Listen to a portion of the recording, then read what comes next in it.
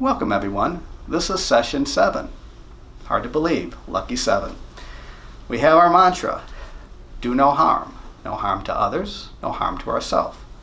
We have another mantra, a newer mantra, do well by others, and do well for ourselves.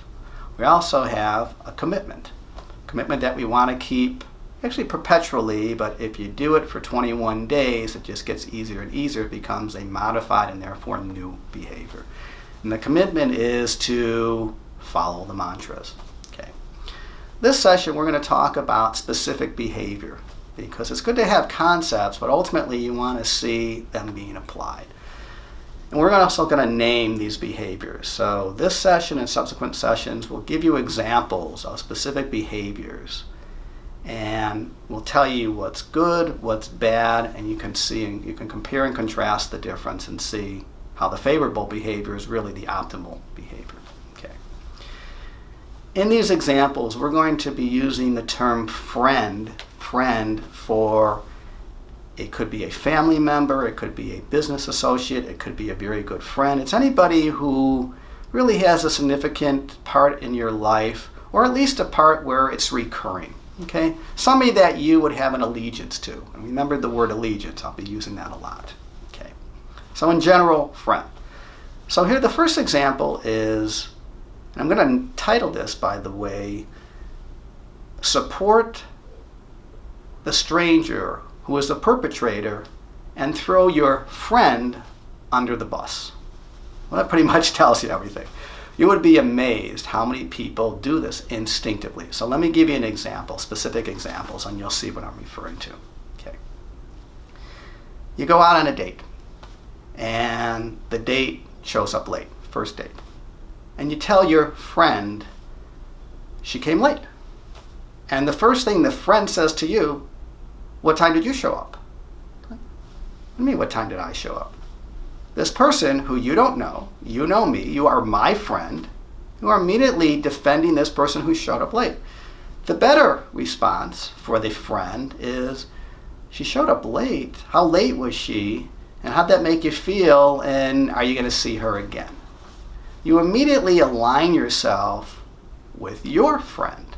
You let your friend know that this person that you don't know did not behave properly, and you show some compassion for your friend because that is your friend. Your loyalty is to your friend, not to some stranger. You're not trying to rehab that stranger. Everyone's always trying to rehab somebody who perpetrates a crime. How about the victim? Your friend is the victim. Show a little compassion. This is your friend. So here's another example. We'll do another dating example. You go out on a date, first date. It's always good to talk about first dates because then the person really is estranged. And the person shows up for dinner chewing gum. The girl is chewing gum. Up until the second when the food comes for dinner, finally takes the gum out. So you tell your friend, I went out on this date. She shows up, she came up on time, she's chewing gum. All the way up until the time that the food comes. Quite annoying. And your friend says, she probably just has a dry mouth or something. It's like, yeah, maybe. That's probably a very small probability. The better response would have been, he was chewing her gum, came chewing her gum, didn't get rid of her gum right away, waited actually until dinner came. Little unusual to say the least. Maybe there was a reason for that, kind of low probability, but a little unusual. And if she did have a reason to be chewing gum because of dry mouth, because it's such unusual behavior, it would have been nice if she would have said something to you. But anyways, you must have felt kind of strange on this date. So once again, the friend shows the other friend that the allegiance is with the friend, not with some stranger who acted badly. Okay. Well, now I'll turn this into a business context. A business context is, there's two people that meet. They're strangers. Okay. So Joe is the person who meets this stranger. Meets him at a health club. We'll call him Tom. Turns out that they're both in real estate. They both have similar backgrounds, and they meet on Thursday. They arranged to meet. They met at the health club. They're going to meet the successive Sunday at the health club, work out, and then talk about doing some business. And the one who does the real estate is actually a broker who knows about making appointments and showing up for appointments and calling if there's a problem. Well, lo and behold, the meeting doesn't come off. supposed to be at 11 o'clock on Sunday.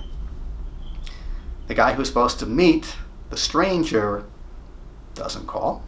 The other person who's supposed to be meeting, who has the friend, shows up at 5 to 11, waits till 11:20, finally goes and works on a machine and calls the guy, leaves a message. They, by the way, had exchanged phone numbers, so it's not like they couldn't get in touch with each other. And they both had smartphones. 2.5 hours later, a call is made by the stranger to the friend who says, I've been sick since Friday. Do you want to talk maybe Thursday when I'm out of town? So the friend tells the other friend the story. The other friend says, well, I don't see anything wrong with that. At least you got a call. Like, well, we got together on Thursday. This was supposed to be on Sunday. And you don't get a call until 2.5 hours after you're supposed to meet, when you had Friday, Saturday, and Sunday morning. That's bad behavior for the friend to immediately side with the person who was irresponsible, who was a broker who knows better. And this is the first meeting, and this is how you put your best foot forward. This is a little drawn out example, but it just shows you the enormity of how a friend will immediately align with somebody who's a stranger for no reason at all. And the actuality is there's a very good reason for that. I'll give you a twister. The twister is, or a teaser. The teaser is that has to do significantly with insecurity. The friend somehow is thinking that if you side with your friend, then somehow you're not at the same level. It's a little unusual. It's a little complicated. In fact, it's very complicated. We'll hit that in subsequent episodes. Okay. For right now, just remember, if you look at it in this way, don't support a stranger who's a perpetrator and throw your friend under the bus.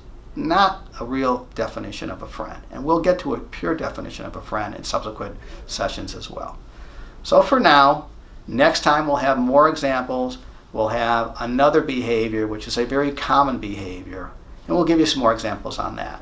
So until then, take care. See you next time.